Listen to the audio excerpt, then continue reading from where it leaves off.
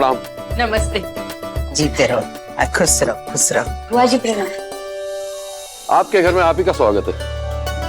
लेकिन कमाल है, गई तो हॉस्पिटल के काम से थी, वहां से सीधा महाकुंभ। अरे राघव, भगवान के दर्शन का बुलावा बहुत ही किस्मत वालों को मिलता है। हमको मौका मिला, हम लपक लिए। ए कमला, प्रसाद लाए हैं, सबके लिए बांट दो। लाइए। दर्शन अच्छे से हो गए थे दीदी? अच्छे से नहीं कमला, बहुत अच्छे से हुए दर्शन।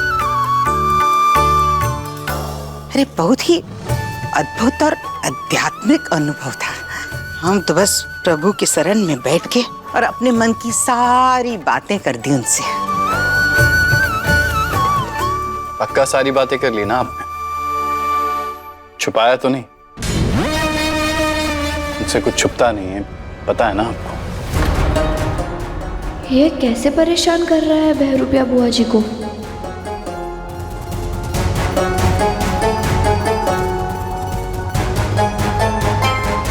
क्या कह रहे हो आयुष्मान? हम काहे कुछ छुपाएंगे?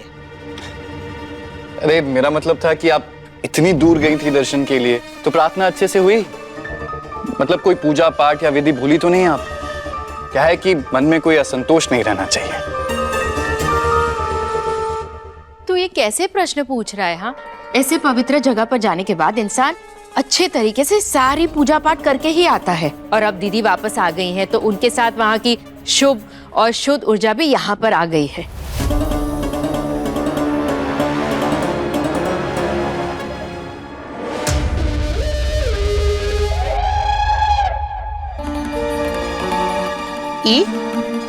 ई कौन है? अरे जीजी, ये इससे मिलिए, ये ही ईसा, हमारे ईशान की होने वाली पत्नी। होने वाली पत्नी? रिश्ता तय कर दिया तुमने? ओ जीजी, कहाँ है ना, आप भी यहाँ नहीं थी और लड़की बहुत अच्छी है, तो हमने ही रिश्ता को हाँ कर दिया और हम सब उसको जान पहचान ले, इसलिए वो अभी हमारे साथ इसी घर में रह रही है। वाह चकोरी, बहुत समझदार हो गए हो तुम सब। पहली आयुष्मान पकड़वा शादी कर ली, इतने वक्त तक हमसे छुपा के रखा, फिर उस शादी को स्वीकार भी कर लिया। और दूसरा ये तुम्हारा सुपुत्र ईशान, इसने लड़की पसंद कर ली, तुम लोगों ने उसे अपना भी लिया, शाबाश। हमारी पीठ पलटते ही फैसला करने लगे हो घर का। भूल गई चकोरी, राय सिंह भवन और हमारे परिवार में हमसे पूछे बिना पत्ता भी नहीं हिलता, और तुम्हारी इतनी हिम्मत हो गई कि हमारे घर के बेटे का रिश्ता तय कर दिया तुमने। कहा था मैंने, आप जो चाहती हैं इस घर में वही होता है, चाहे वो सही हो या गलत। इसे हो क्या गया है? ये बुआ जी से ऐसे बात क्यों कर रहा है? आयुष्मान, ऐसी बात काहे कर रहे हो? ए लल्ला, कोई बात परेशान कर रही है तुम्हें? नाराज हो अपनी बुआ से?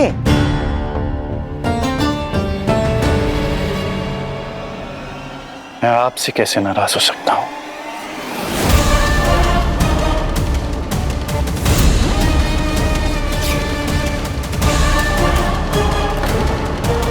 हो गया बुआ जी, आप ठीक तो है ना? हाँ हाँ ठीक है, हम बस थोड़ा थक गए हैं, तो अपने कमरे में जाके आराम करना चाहते हैं। हाँ दीदी, बहुत लंबा सफर था आपका। ईशान, दीदी का सूटकेस कमरे में पहुंचा दो, आप जाइए आराम कीजिए।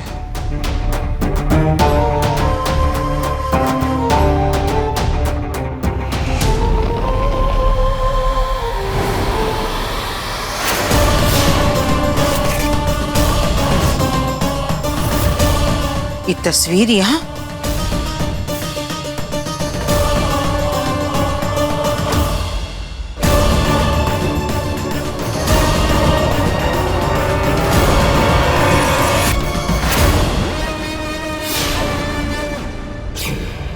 दीदी, ये पुराने एल्बम में मुझे और गहना को मिली थी।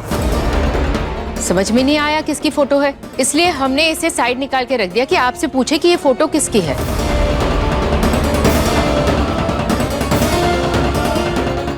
हाँ बुआ जी आपको पता है कि फोटो किसकी है?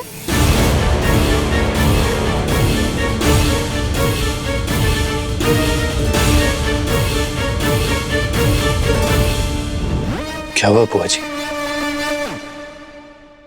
ये फोटो देख के आपको कुछ याद आ रहा है? बताइए ना सबको कौन है। हम नहीं जानते, हम नहीं जानते ये तस्वीर किसकी है। तुम सब हमको परेशान मत करो, हम अपने कमरे में जा रहे हैं।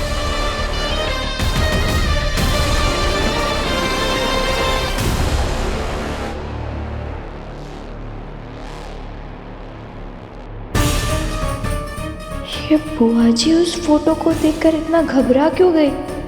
आखिर वो फोटो है किसकी?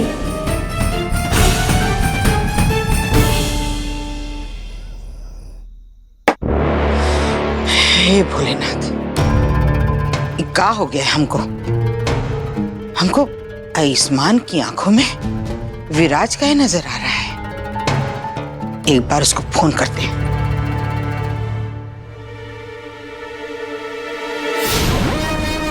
हेलो, कहाँ हो तुम?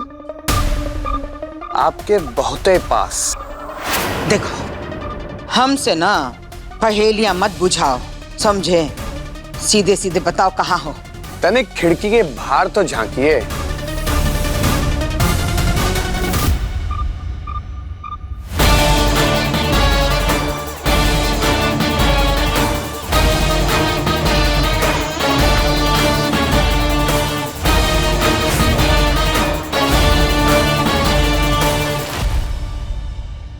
ये बहरूपिया बहुत ही खतरनाक है। ये जरूर कछु बड़ा करने वाला है, पर क्या?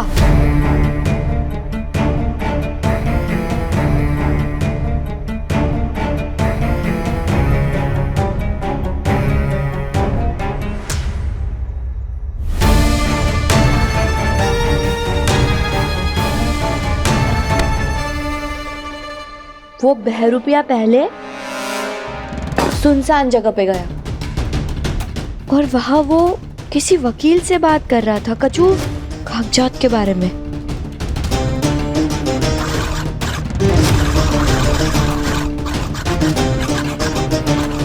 कागज पत्री बोले थे हो गए तैयार? जी सर, सारे कागज बन रहे हैं। और तभी उसे फोन आया और उसको किसी ने बताया कि डॉक्टर बाबू को चोट लगी है। और वो तभी दवाई की दुकान पे गया डॉक्टर बाबू के लिए दवाई लेने।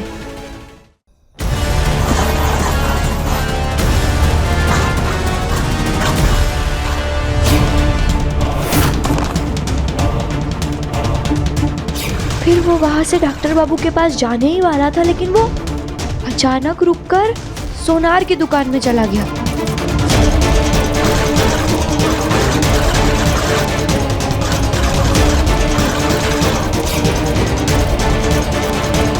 डॉक्टर बाबू, तो फिर डॉक्टर बाबू को उसने दवा पहुंचाई कैसे?